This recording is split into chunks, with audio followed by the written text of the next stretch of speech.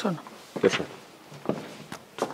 Já, góðan dag og gaman að vera hérna með ykkur í dag og ég var beðin að tala heyrn og lýðheilsu á 10 mínútum og ætla að gera það. En þegar við hugsum lýðheilsu að þá mjög margt sem hefur þar áhrif eins og þessi mynd sýnir. Þarna alveg innst sjáum við eins og kyn og erfðir sem við höfum ekki mikið að segja. En síðan guli hlutinn, það eru lifnaðarhættir. Það eru þættir sem við ráðum sjálf yfir og þarna eru hlutir eins og svefn og hreyfing, næring og geðrækt og það að forðast áfengi og tóbak. Nú félagstengsl eru mjög mikilvæg fyrir lýðheilsu og svo allar aðstæður í lífi, leik og starfi eins og við sjáum þarna í rauða. Og þarna eru þættir eins og íþróttir og tómstundir, félagsþjónusta, menntun, atvinna, húsnæði, heilbrigðisþjónusta og fleira. Og loks eru það svo allar aðgerðir stjórnvalda, félags-, efnahags- og menningarlegar aðstæður og svo aðstæður okkar í umhverfi. Þannig að heilsa ekki bara mál landlæknis eða heilbrigðisráðuneytis, hún mál samfélagsins alls. Og embætti landlæknis vinnur lýðheilsustarf á vettvangi sveitafélagana af því að heilsa verður til í daglegu lífi þar sem við lifum og störfum og leikum. Og við erum með prógram sem eru heilsueflandi leikskóli, grunnskóli og framhaldsskóli, heilsueflandi vinnustaður og svo heilsuefling eldri borgara. Og svona mjög einfaldað þá gengur lýðheilsustarf svolítið út á það að auðvelda hollavalið, til dæmis að gera okkur kleift að hjóla í vinnuna og hafa aðgang að hollum mat og torvelda óhollavalið eins og að takmarka aðgengi að áfengi. Nú en þegar kemur að heyrnarskerðingu að þá eins og fram hefur komið hefur Alþjóða heilbrigðismálastofnunin skrifað mikið það og telur þetta vera vaxandi vandamál og núna eru 57% sem þurfa inngrip vegna heyrnarskerðingar og í heiminum í dag þetta þá yfir 400 milljónir og þar af 34 milljónir barna og því spáð að miðbik aldarinnar verði þetta komið upp í 10%. Og fjórðungur ungmenna telja þau vera í áhættu á að þróa með sér heyrnarskerðingu. Og það núna 1 milljarður ungmenna og ég gleymdi að segja að árið 2050 verður við 9 milljarðar hérna á jörðinni ef svo heldur sem horfir, þannig að það verður þá ansi margir með heyrnarskerðingu. Og eins og fram hefur komið að þá þurfa börn á góðri hljóðvist að halda til einbeitingar, athygli og skilnings. Nú hérlendis eru tölurnar svipaðar og þetta eru þá tölur frá heyrnar- og talmeinastöðinni og ég ætla kannski ekki að dvelja við þær því að hún Kristbjörg fór svo vel yfir þetta. En þegar kemur að lýðheilsustarfi þá eru margar stofnanir sem koma að og þar eru þetta fremst heyrnar- og talmeinastöð en í lögum þá stofnun segir að hún eigi að sinna forvörnum á starfssviði sínu í samvinnu við aðrar stofnanir eftir því sem við á.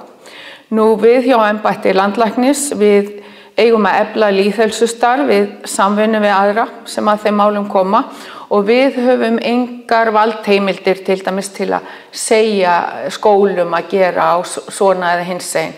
Þannig að það bara allt gert með leiðbeiningum og samvinnu. Nú umboðsmaður barna, þar hlutverk að bæta hag barna bara almennt séð.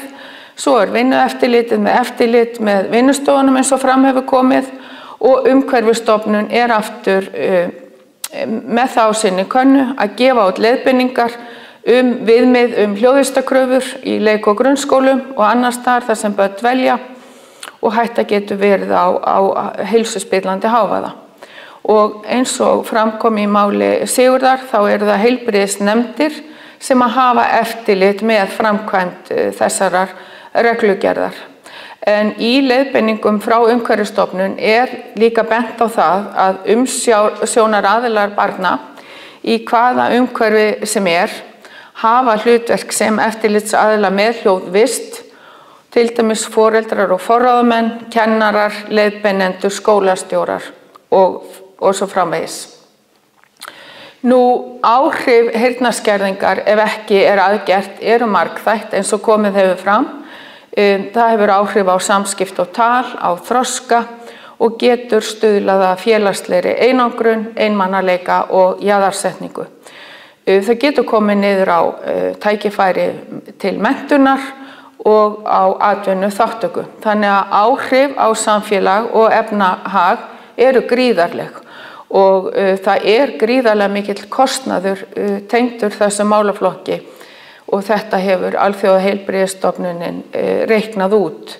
Það kostnaður við heilbrigðisþjónustu, við hvers kyns meðferð og stuðning og þetta hugsanlega skerta framlag. Þannig að forvarnir, meðferð og inngilding það sem við eigum að huga að og auðvitað á samfélagið að vera þannig að við skiljum enga eftir. Nú, til að geta talað aðeins forvarnir, þá þurfum við að nefna orsakir heyrnarskerðingar. Þær eru afar margþættar, það margt sem getur gerst bæði í móðurkviði og fljótt eftir fæðingu. Nú, í bernsku geta börn verið með eyrnabólgur og fleira og alls konar sýkingar sem geta valdið heyrnarskerðingu. Það eru ýmsir sértækir sjúkdómar hjá fullorðnum og svo í gegnum öll æviskeið þurfum við að hugsa það sem við verið að tala hér í dag, hávaða. Við þurfum líka að huga að lyfjum sem hafa heyrnarskerðingu sem aukaverkum og margt fleira.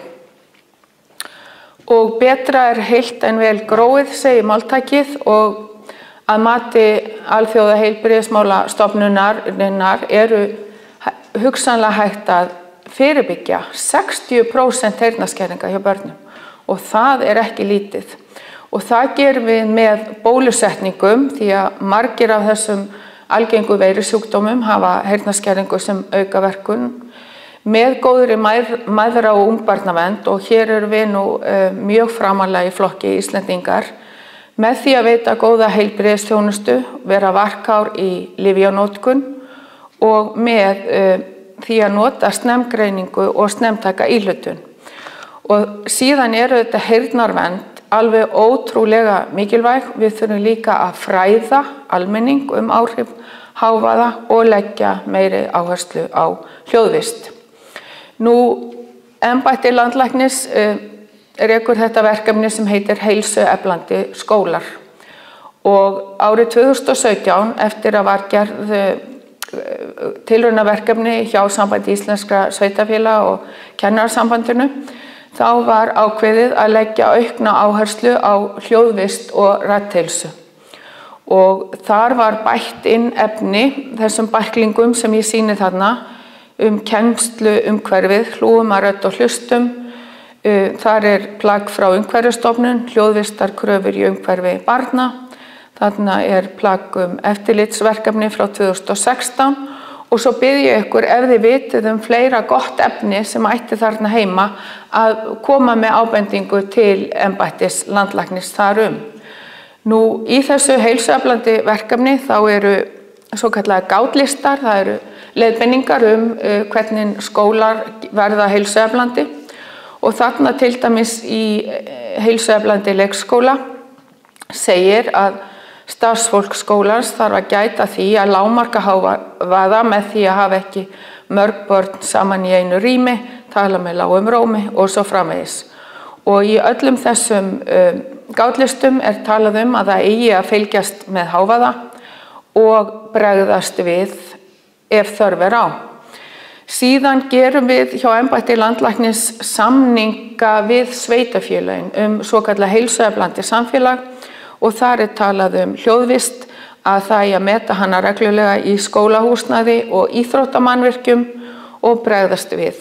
Þannig að þetta það sem við getum gert. Við getum ráðlagt og leiðbeint. Og eins og ég segi, þetta efni sem þær stofnanir sem hafa með málun að gera hafa birt, það kemur inn í þetta verkefni. Nú, mötuneyti eru sérkapítuli og maður heyrir það víða að þar kreppir skóinn helst. En mínar 10 mínútur að verða búnar og ég ætla bara að nefna það að heyrnarskerðing vaxandi vandi sem hefur mikil áhrif auðvitað á einstaklingana en líka samfélagsleg áhrif. Forvarnir mikilvægar, við þurfum að bæta hljóðvist og heyrnarvernd og við þurfum að standa okkur betur í snemgreiningum og snemtækri íhlutun og sennilega þurfum við að skima meira og ég hef rætt þetta við Kristján, þar sérfræðingarnir að koma með tillögur að skimun og þá getum við hjá embætti landlæknis sannarlega veitt lið en auðvitað það stjórnvöld og þá hlutaðeigandi ráðuneyti sem þurfa að ákveða. Og við auðvitað öll sammála það að það þarf að stytta biðtíma. Það gildir alla biðlista sem að lúta að börnum og við vitum það að það ekkert sem eins arðbært í neinu samfélagi eins og að gera vel við börn og þetta til og með búið að sýna fram á með hagfræðilegum hætti. Þannig að við þurfum öll að taka höndum saman. Takk fyrir.